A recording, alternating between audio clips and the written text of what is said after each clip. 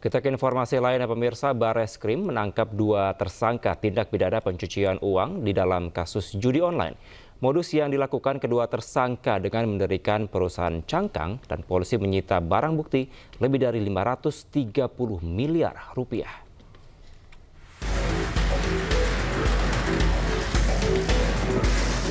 Dua tersangka berinisial OHW dan H ini hanya bisa tertunduk malu saat dihadirkan di Bareskrim Polri Rabu siang.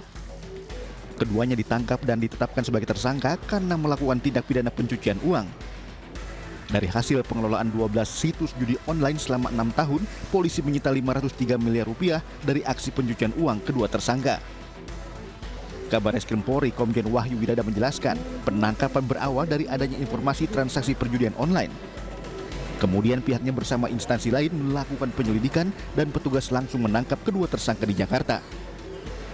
Modus yang dilakukan kedua tersangka dengan mendirikan perusahaan cangkang. Modus ini relatif baru dilakukan.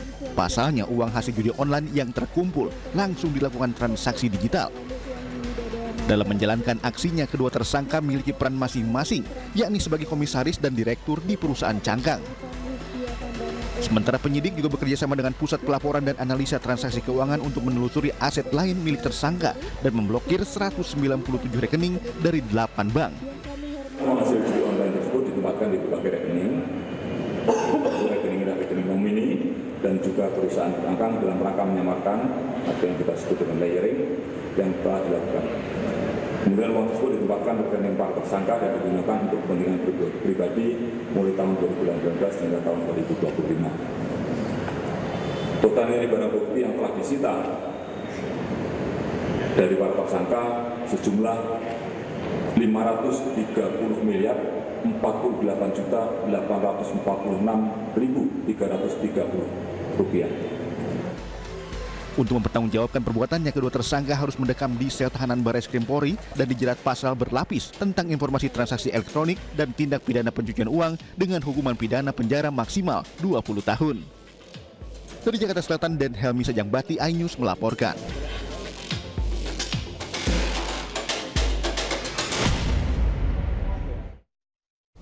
Sementara itu, Pusat Polisi Militer TNI telah membentuk Satgas untuk mengurangi tindak pelanggaran yang dilakukan oleh anggota TNI. Salah satu Satgas yang dibentuk adalah Satgas Judi Online, dan anggota yang melakukan judi online telah diberi sanksi.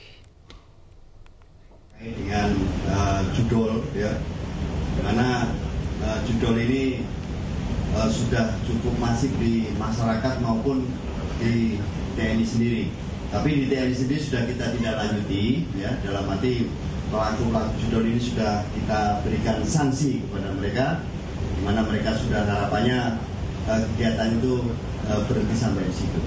Tapi perlu kita sampaikan bahwa di TNI sendiri juga sudah membentuk 4 satgas, ya. Satgas yang pertama adalah terkait dengan judol, kemudian narkoba, penyelundupan dan korupsi, dan itu sudah kita lakukan dan kita sudah ada beberapa kegiatan yang membuahkan hasil.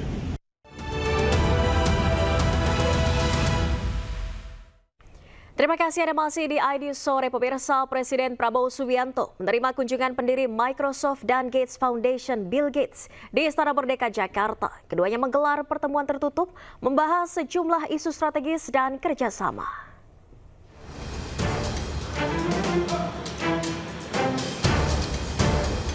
Pendiri Microsoft dan Gates Foundation sekaligus tokoh filantropis Bill Gates tiba di Istana Merdeka Jakarta Rabu pagi. Kehadiran Bill Gates disambut hangat oleh Presiden Prabowo Subianto.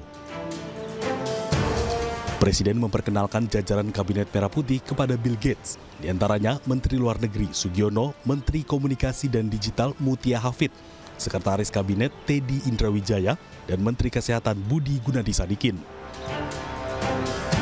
Keduanya kemudian menggelar pertemuan tertutup membahas berbagai isu strategis dan kerjasama di sejumlah bidang. Bintang tertinggi kita untuk seorang warga negara asing karena jasa-jasanya untuk bantu rakyat Indonesia dan rakyat dunia. I just announced that I've decided to convene our council for the national awards. You know, Indonesia is very serious about malnutrition, and we have a number of proven tools like what we call multiple micronutrient supplement that pregnant mothers can take instead of just taking folic acid and iron. They take a pill that actually has many vitamins in it. And yeah, Indonesia is one of the first to launch that. Presiden Prabowo menyampaikan bahwa Bill Gates telah memberikan dana hibah lebih dari 159 juta dolar Amerika Serikat kepada Indonesia. Dana hibah ini akan banyak dialokasikan ke sektor kesehatan. Dari Jakarta, Tim Liputan iNews melaporkan. Dan usai pertemuan di Istana Merdeka Jakarta, pemirsa, Presiden Prabowo Subianto mengajak Bill Gates meninjau program makan bergizi gratis di SDN Jati 03 Pulau Gadung, Jakarta Timur. Kehadiran keduanya disambut antusias para siswa.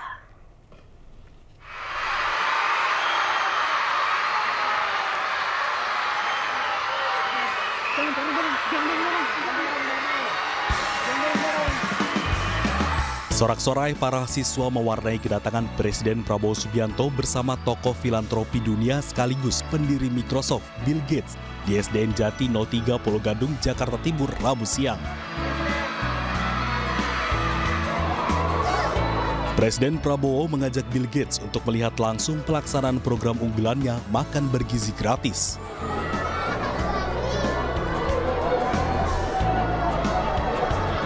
Prabowo memperlihatkan tumpukan kotak makan berbahan stainless steel yang siap dibagikan kepada seluruh siswa sekolah. Kepala negara pun membuka salah satu kotak makan tersebut untuk memperlihatkan menu makan gratis yang disajikan. Keduanya kemudian melanjutkan peninjauan ke dalam ruang kelas untuk melihat langsung pembagian makan siang gratis kepada siswa sekolah dasar.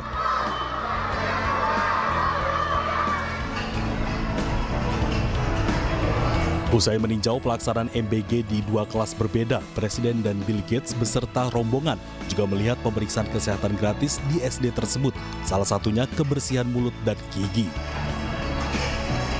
Dari Jakarta, Tim Liputan iNews melaporkan. Pemirsa, Presiden Prabowo Subianto memeluk hangat dua anak berkebutuhan khusus yang menyambut kedatangannya saat meninjau program makan bergizi gratis di SDN Jati 03 Pulau Gadung, Jakarta Timur.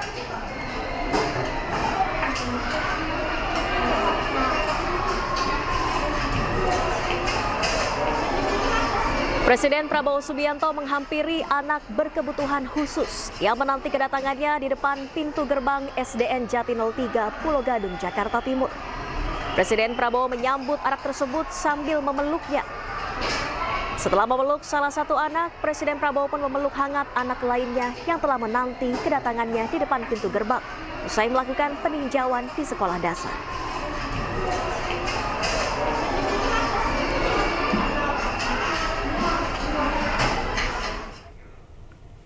Dan pemirsa, ada momen unik saat kunjungan Bill Gates ke istana. Tak hanya membicarakan potensi kerjasama dan kontribusi Bill Gates di Indonesia, namun juga kehangatan suasana saat Bill Gates bertemu dengan Bobby Kertanegara, kucing kesayangan Presiden Prabowo Subianto. Oh, good. Oh, yeah. This is my gift I brought for, I got notice about, all right, Bobby. Ada momen unik saat kunjungan Bill Gates ke istana. Tak hanya membicarakan potensi kerjasama dan kontribusi Bill Gates di Indonesia, namun juga kehangatan suasana saat Bill Gates bertemu dengan Bobby Kertanegara, kucing kesayangan Presiden Prabowo Subianto. Bobby yang berada di dalam stroller seraya menyambut kehadiran tokoh filantropi dunia tersebut.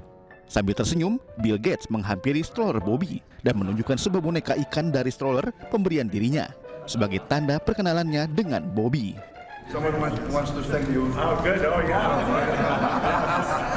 This is my gift I brought for, I got notice about, all right, Bobby. You're famous. Sambil memegang boneka paus berwarna hitam putih, Bill Gates menggoda Bobby yang duduk manis di atas stroller dengan menyebut Bobby sangat terkenal. Tak hanya itu, usai berjumpa dengan Bobby, Presiden Prabowo juga menyerahkan cendera mata berupa keris sebagai simbol penghormatan budaya Indonesia kepada Bill Gates. Tim Liputan iNews melaporkan.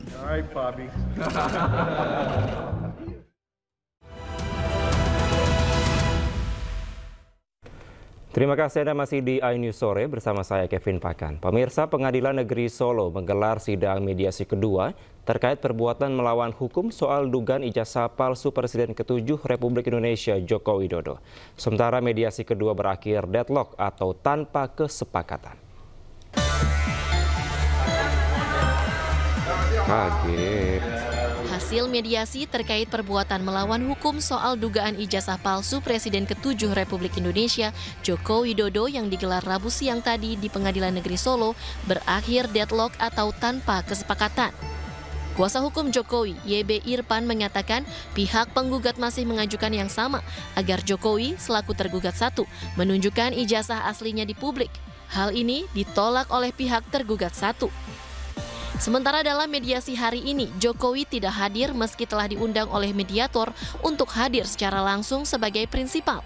Kuasa hukum Jokowi menilai ketidakhadiran Jokowi bukan berarti tidak memiliki itikat baik dalam menyelesaikan perkara, sebab Jokowi telah menunjuk kuasa hukumnya dalam proses mediasi ini. Dalam perkara ini, pihak Jokowi ingin perkara tetap lanjut sehingga diharapkan pihak penggugat dapat membuktikan di manakah ijazah palsu Jokowi yang tengah dipersoalkan. Secara tegas, kami tetap menyatakan untuk menolak atas tuntutan tersebut. Maka sudah selayaknya apabila di dalam mediasi kali ini dan sudah saya konsultasikan dengan klien saya, Bapak Insinyur Haji Joko Widodo, meminta kepada mediator agar mediasi dinyatakan tidak terjadi adanya suatu kesepakatan untuk damai atau dengan kata lain deadlock.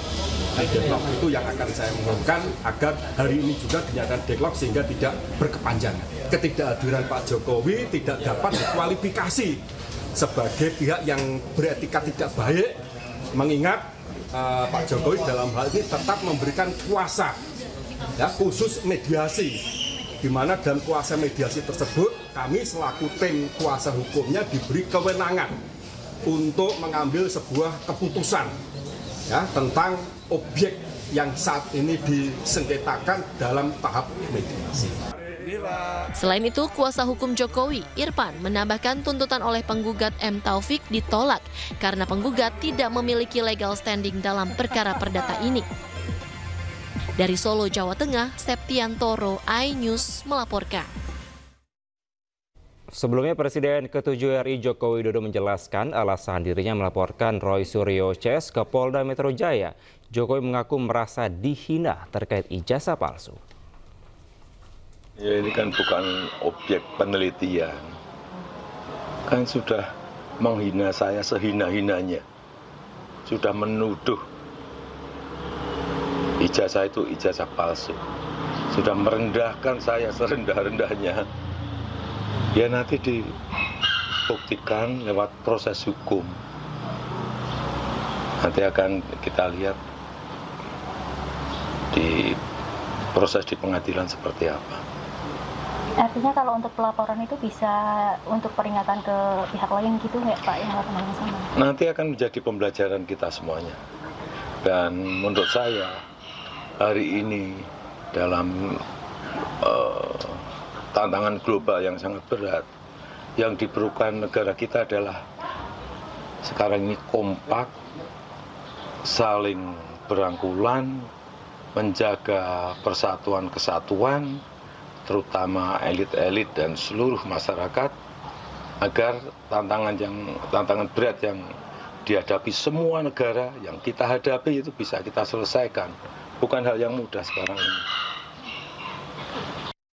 Pemirsa, Mahkamah Kehormatan Dewan DPR RI memutuskan anggota Komisi 10 DPR RI fraksi Gerindra Ahmad Dhani melanggar etik dan dijatuhkan sanksi ringan.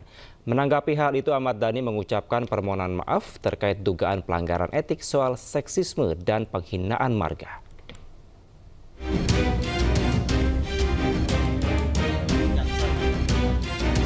Mahkamah Kehormatan Dewan DPR RI memutus anggota Komisi 10 DPR RI fraksi Gerindra Ahmad Dhani melanggar kode etik pada sidang putusan yang digelar di Komplek Parlemen Rabu pagi. Hal ini buntut dari 2 laporan yang diajukan Komnas Perempuan dan musisi Ryan Pono mengenai pernyataan seksisnya saat rapat naturalisasi bersama Kemenpora dan dugaan penghinaan marga. Ahmad Dhani dijatuhkan sanksi ringan berupa teguran lisan dan diminta untuk memohon maaf kepada pelapor dengan maksimal 7 hari setelah putusan. Mahkamah Kehormatan Dewan dan mengadili sebagai berikut. Berdasarkan pertimbangan hukum dan etika Mahkamah Kehormatan Dewan memutuskan bahwa teradu yang terhormat Ahmad Dhani Prasetyo dengan nomor anggota A119 dari fraksi Partai Gerakan Indonesia Raya telah terbukti melanggar kode etik DPR RI dan diberikan sanksi ringan. Menanggapi kasus ini, Ahmad Dhani pun meminta maaf sekaligus memberikan pembelaan bahwa dirinya berbeda pandangan dengan Komnas Perempuan akan pernyataannya yang dinilai kontroversial. Sebelumnya, Ahmad Dhani dilaporkan atas pernyataannya yang dianggap seksis pada rapat Komisi 10 DPR bersama Kemenpora serta dugaan penghinaan marga Pono. Dari Jakarta, Tim Liputan iNews melaporkan.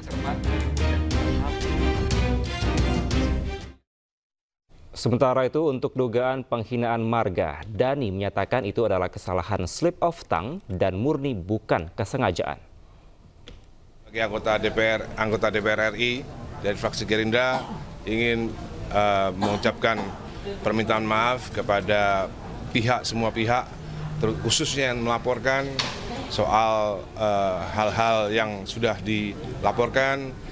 Saya sebagai anggota DPR meminta maaf kepada pelapor dan juga meminta maaf atas segala macam satu macam slip of the tongue ya. Tadi saya slip of the tongue, salah mengucapkan sehingga ada salah satu marga darah biru yang marah, tidak terima.